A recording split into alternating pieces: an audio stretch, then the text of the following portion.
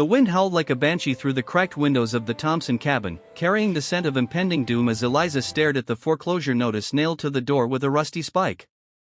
Her father's frail body lay inside, racked by fever from the endless toil on barren land, while her mother clutched the last sack of moldy flour, tears carving rivers down her dust-streaked face. But the real terror lurked in the shadows. Black Jack Harlan's gang, circling like vultures after her brother Tom's fatal mistake, gunning down one of Harlan's lieutenants in a desperate attempt to protect their herd. Pay up or burn, the scrawled threat read, and with the bank demanding $500 by week's end, Eliza knew her family teetered on the edge of oblivion. At 22, with curves that turned heads in Dust Creek but a spirit forged in frontier fire, she made the unthinkable choice. Sell her body, her freedom, to the one man who could afford it. Under a sky bruised with storm clouds, Eliza mounted the family's last horse, a sway-backed gelding named Rusty, and rode into the night toward Dust Creek. The town squatted on the prairie like a festering wound, saloons spilling drunken laughter, brothels echoing with hollow moans, and wanted posters flapping like ghosts. Her destination.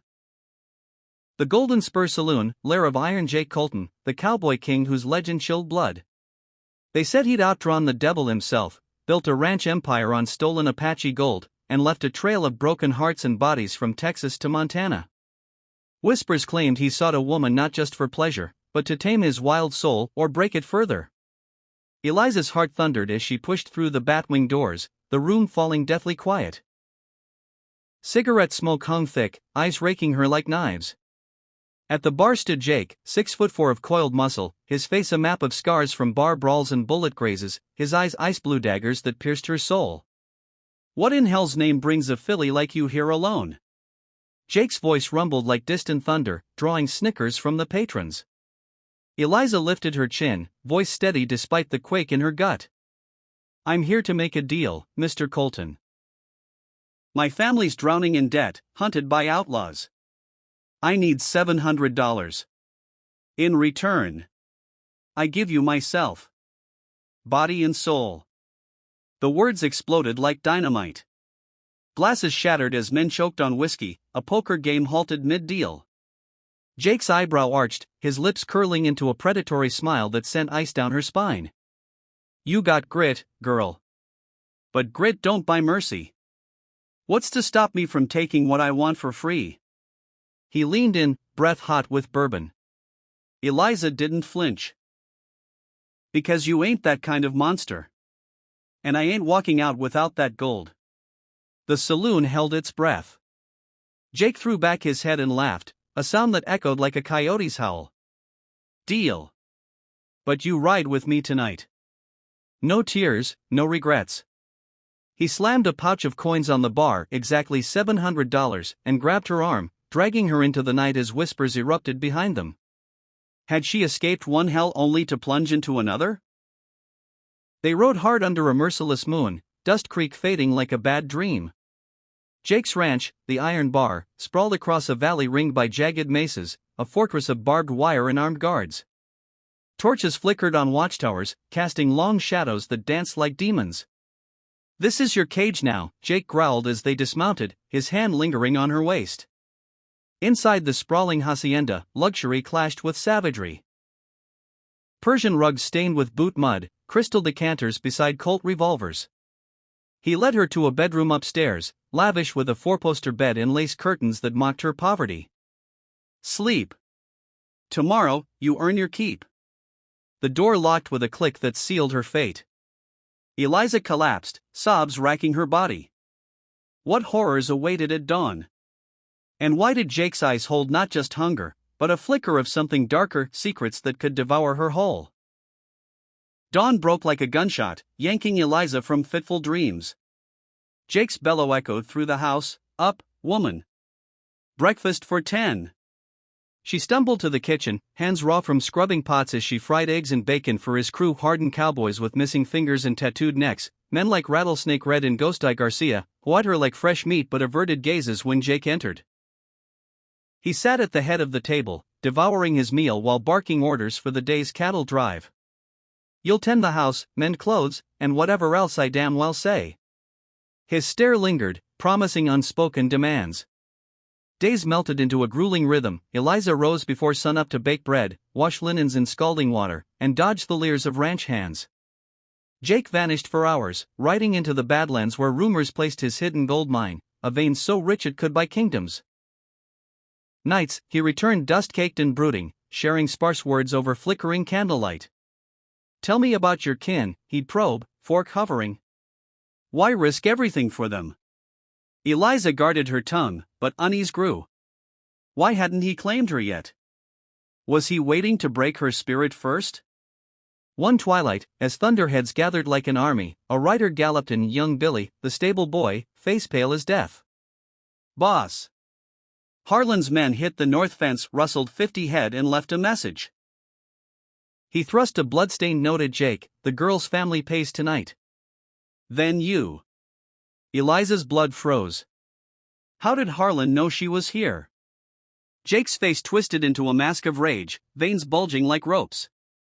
"Mount up. We ride." But as men scrambled, he pulled Eliza aside, his grip bruising. "You stay put. This ain't your fight." Defiance flared in her. "It damn well is. Harlan's after my blood too." Jake's eyes narrowed, a storm brewing. "You think I don't know that? Black Jack's been my shadow longer than yours. But if you come, you follow my lead or die." He tossed her a rifle, cold steel heavy in her hands. As they thundered out, lightning split the sky, illuminating Jake's scarred profile. What shadow did he mean? And why did protecting her feel like a trap? The ambush hit at midnight in a narrow canyon, bullets whining like angry bees. Harlan's gang, 20 strong, masked and merciless, poured from the rocks. "For the Thompsons!" One yelled, firing wildly. Eliza ducked behind a boulder, heart slamming, and squeezed the trigger. A man toppled, clutching his chest. Jake fought like a whirlwind, 6 shooters blazing, bodies dropping around him. But in the chaos, a revelation struck. One outlaw unmasked, revealing a face eerily similar to Jake's, same jawline, same cold eyes. "Brother," the man spat before Jake's bullets silenced him forever. Eliza gasped, the world spinning. "Brothers?" As the gun smoke cleared, Jake hauled her onto his horse, fleeing deeper into the wilderness. "Harlan's my kin," he confessed through gritted teeth, blood trickling from a grazed arm.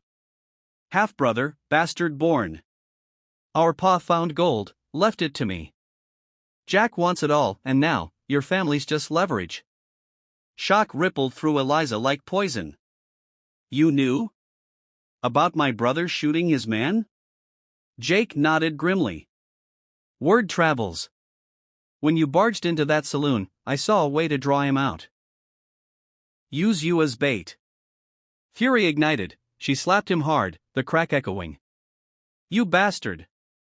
I sold myself for nothing?" But Jake caught her wrist, ice fierce. "Not nothing. I paid your debt. And now, I give you this." From his vest, he pulled a weathered parchment, the deed to the mine, signed over half to her. "Pa's legacy. With this, you're rich. But Harlan will kill for it." The paper trembled in her hands, a fortune that burned like fire. Why give it now? As distant whoops signaled pursuit, Eliza realized, this wasn't salvation, it was a death sentence, binding her to Jake's war. They holed up in an abandoned prospector's shack, rain hammering the tin roof like bullets. Jake bandaged his wounds by firelight, his shirt torn open revealing a chest mapped with old scars. "Pa was a dreamer," he murmured, voice softening for the first time. "Struck gold in 65, hid the mine in these hills. Harlan, from Pa's first wife, got nothing. Turned outlaw, swore vengeance." Eliza's shoulder ached from a stray bullet's kiss, but curiosity burned hotter. "And me? Am I just a pawn?" Jake's gaze met hers, intense and unreadable. "At first. But you got fire, Eliza. More than any woman I've known." His hand brushed her cheek, sending unwelcome sparks. She pulled away, clutching the deed. "This changes everything. But if Harlan catches us?" A branch snapped outside. Jake doused the fire, revolver drawn. He won't. The door burst open, Harlan himself storming in, tall as Jake, but twisted with hate, his black beard matted with rain, eyes wild. Brother dear. And the Thompson whore. Perfect. His gang flanked him, guns leveled. Eliza's breath caught, this was the end. But Jake laughed, low and dangerous. You always were sloppy, Jack. Forgot to check the back. From the shadows, Jake's loyal hands emerged, rifles cocked. A standoff frozen in time until Harlan lunged, knife flashing. Chaos erupted. Shots deafening, bodies slamming. Eliza fired, clipping Harlan's ear, blood spraying. He howled, grabbing her hair. You'll die slow for that. Jake tackled him, brothers rolling in the mud, fists and blades a blur. Eliza scrambled for a dropped gun, heart in her throat. Who would win? As lightning flashed, revealing Harlan's triumphant grin, a shot rang out, but from whose hand? Harlan crumpled, clutching his gut, but alive, wheezing curses as his men dragged him away in retreat. Jake staggered up, bloodied but breathing. It's not over. He'll heal and come harder. They fled on stolen horses, the deed a heavy weight in Eliza's bodice. Days blurred into a relentless chase, dodging posses in ghost towns, fording swollen rivers that nearly drowned them, scavenging berries and jackrabbits. Eliza transformed, learning to track, to shoot true, her hands calloused, spirit hardened.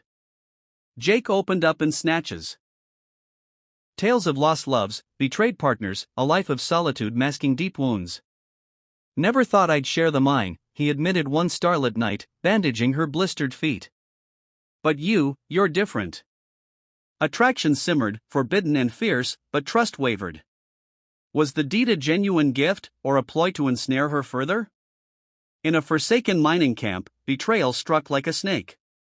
One of Jake's men, bought by Harlan's gold, slipped arsenic into their stew. Eliza smelled the bitter tang just in time, confronting the traitor.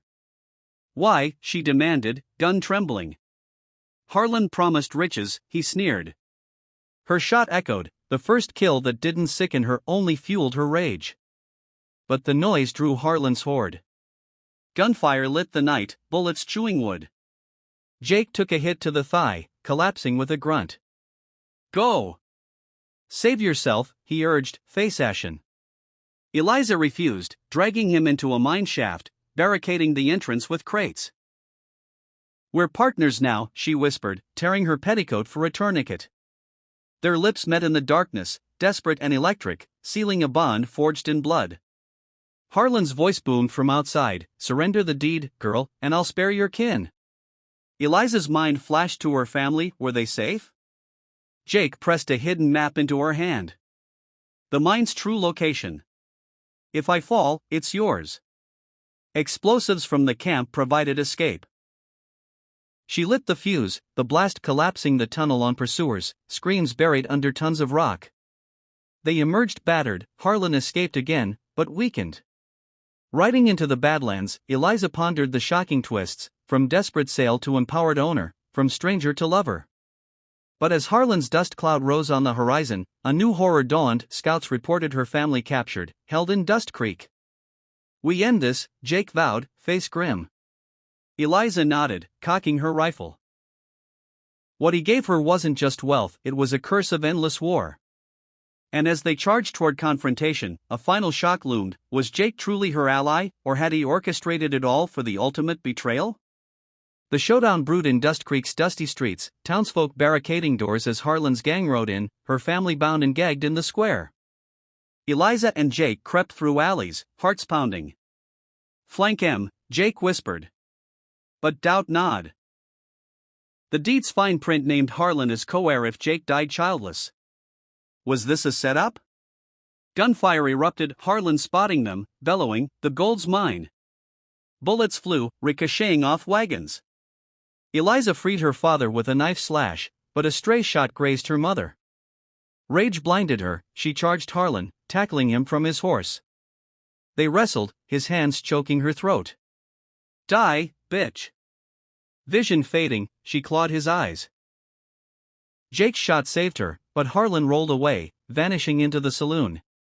Inside, the final confrontation, mirrors shattered, bottles exploding. Harlan cornered, gun empty. "Brother, let's split it," he pleaded. Jake hesitated, blood ties pulling. Eliza saw the weakness. "He's lying." Harlan lunged with a hidden derringer. The shot hit Jake square, blood blooming.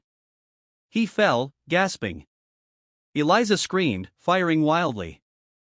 Harlan slumped dead, eyes wide in shock. But Jake, dying?